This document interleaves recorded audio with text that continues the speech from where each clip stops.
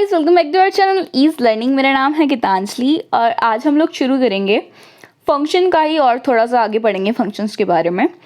तो फंक्शंस के कितने टाइप्स होते हैं? फंक्शन के दो टाइप्स हैं हमारे पास, सिंपली यूज़र डिफाइन और प्री डिफाइन, ठीक है, या फिर कह लो लाइब्रेरी फंक्शंस, ठीक है। तो नाम से हम लोगों को सिंपली पता चल रहा है कि यूज़र डिफाइन मतलब हम लोग जो प्रोग्रामर्स वगैरह जो भी हम लोग बना रहे हैं, ठीक है, उसको हम लोग यूज़र डिफाइन फंक्शन कहते हैं, ठीक है। एक और चीज़ ध्यान देने वाली बात यहाँ पे ये है कि मेन फंक्शन जो होता है वो भी हमारा यूज़र डिफाइन फंक्शंस के अंदर ही आता है।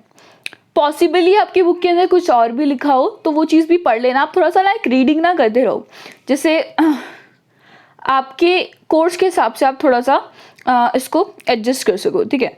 Now next is pre defined function या फिर you can say library functions. अब प्री डिफाइंड या फिर लाइब्रेरी फंक्शंस होते क्या क्या है, ठीक है, वो फंक्शंस जो हमारे हेडर फाइल्स के अंदर इंक्लूडेड होते हैं, जैसे प्रिंट एफ जो कि stdio.h में इंक्लूड है, पुट्स है, ठीक है, स्कैनफ है और गेट्स है, ऐसे करके जो भी फंक्शंस हमारे पास हैं छोटे मोटे वो हमारे stdio.h में इंक्लूडेड है। सिमिलरली स्ट्रिंग के जो भी फंक्शंस की वीडियोस आई थी अभी लास्ट, वो सब भी हमारे प्री डिफाइंड फंक्शंस हैं क्योंकि वो सी लैंग्वेज की हेडर फाइल के अंदर इंक्लूडेड है, ठीक है। सिंपल सा है, कुछ ज़्यादा कुछ खास नहीं बताया मैंने आपको, सेम चीज़ें यहाँ पे हम लोगों की हो रही हैं, ठीक है। नाउ नेक्स्ट इज कि जब भी हम लोग फंक्शन की बात करते हैं तो हमारे पास ना तीन ऐसे टॉपिक्स कह लो, ठीक है, वो चीज़ें हमारे दिमाग में आती हैं। पहली चीज़ कि फंक्शन जो है वो डिक्लेयर या फिर डिफाइन कैसे होता है, ठीक है। डिफाइन का मतलब यहाँ पे ये है कि फंक्शन हमारा बनता कैसे है, ठीक है, सिंपल सी बात, फंक्शन कैसे बनता है।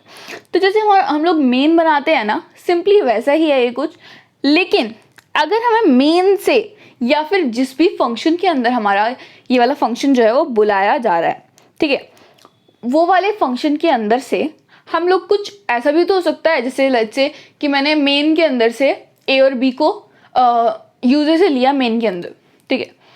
अब मुझे वो फंक्शन को देना भी तो पड़ेगा ए और बी की वैल्यू क्या क्या होती है, ठीक है।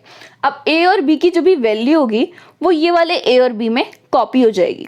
अब अलग अलग ए और बी कैसे, ये सब चीज़ें हम लोग अभी नेक्स्ट वीडियोस में पढ़ेंगे जब हम लोग वेरिएबल के भी अलग अलग टाइप्स पढ़ेंगे, ठीक है। वेरिएबल भी हमारे पास 4 तरीके के वेरिएबल्स हैं, ठीक है, तो उसके बारे में भी हम लोग देखेंगे, डोंट वरी। अभी बस इतना समझ लो कि फंक्शन के जो भी वेरिएबल्स होते हैं वो अलग होते हैं और मेन फंक्शन के जो भी वेरिएबल्स होते हैं वो अलग होते हैं। आप सेम नेम भी डाल सकते हो दोनों में, ठीक है। नाउ यहाँ पे हम लोग क्या कर रहे हैं, इंट मेन इंट सम करके एक वेरिएबल डिक्लेयर किया है मैंने, जिसमें ए और बी की वैल्यूज जो भी हैं वो हमारी सिंपली प्लस हो गई हैं। अच्छा, लेट्स से कि मेरे पास एक मेन फंक्शन था, एम नेम से लिख रखा है मैंने यहाँ पे सिंपली, ठीक है, और इसके अंदर हमारे पास इंट, ठीक है, इंट एक्स कॉमा वाई, और इसकी कोई भी वैल्यू हम लोगों ने यूज़र से ले ली, ठीक है। इसमें यहाँ पे कुछ कोड्स लिखे थे जिसके अंदर से हम लोगों ने यूज़र से ली स्कैनफ की मदद से, ठीक है। दो वैल्यूज़ ली है एक्स और वाई की, ठीक है।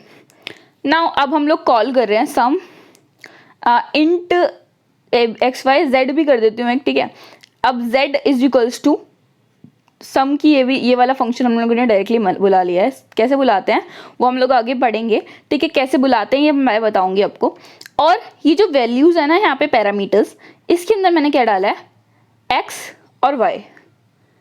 अब एक्स और वाई की जो भी यूज़र ने इनपुट दी होगी ना वैल्यू, वो एक्स और वाई में तो रहेगी, लेकिन वो कॉपी होके इसके अंदर भी चली जाएगी। तो कुछ इस तरह का हमारा फंक्शन का वर्किंग चलता है, ठीक है।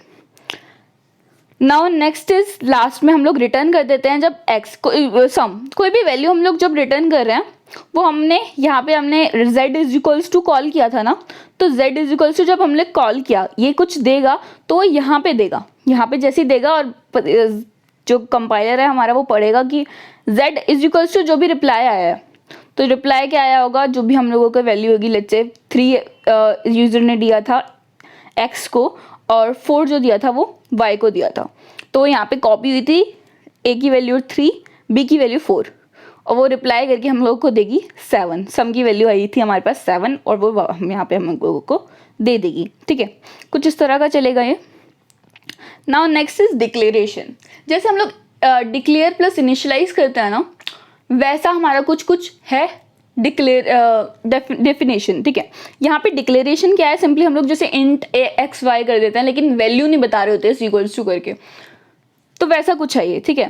तो हम लोग यहाँ पे सिंपली क्या करते हैं, ये किस लिए यूज़ होता है, जैसे हम लोगों को पहले से प्रिंट एक तरह से ब्लूप्रिंट टाइप्स बना के रखना है कि हाँ ये चीज़ें हम लोगों को यूज़ करनी है।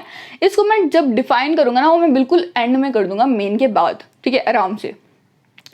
ये इसलिए यूज़ होता है डिक्लेरेशन की कंपाइलर को ये बताने के लिए कि हाँ मेन फंक्शन के बाद ना मैं ना एक ये फंक्शंस यूज़ करूँगा, तो इन सब फंक्शंस की डिक्लेरेशन ना मेरे पास पड़ी हुई है, बस तू चेक करता जा जैसे जैसे चलता है, मैं बाद में डालूंगा, ठीक है, ऐसे करके बताने के लिए कंपाइलर को। तो इसलिए यूज़ होता है हमारे पास ये डिक्लेरेशन। अच्छा, जब हम लोग डिफाइन कर रहे हैं तो हमको मेन से पहले डिफाइन कर देना है, या फिर अगर हम लोग डिक्लेरेशन प्लस डिफाइन कर रहे हो तो आप पहले ऊपर डिक्लेयर कर दो आराम से और उसके बाद मेन के बाद आराम से डिफाइन कर सकते हो, ठीक है। लेकिन ऊपर कुछ ना कुछ लिखना ज़रूरी है, या फिर तो डेफिनेशन लिखो या फिर डिक्लेरेशन लिखो, ठीक है। नाउ नेक्स्ट इज मेन के अंदर जब भी हम लोग कॉल करेंगे या काम करेंगे, अपना काम करने के बाद अपने आप आराम से डिफाइन कर लेंगे हम लोग, ठीक है। Now next is function call, ठीक है।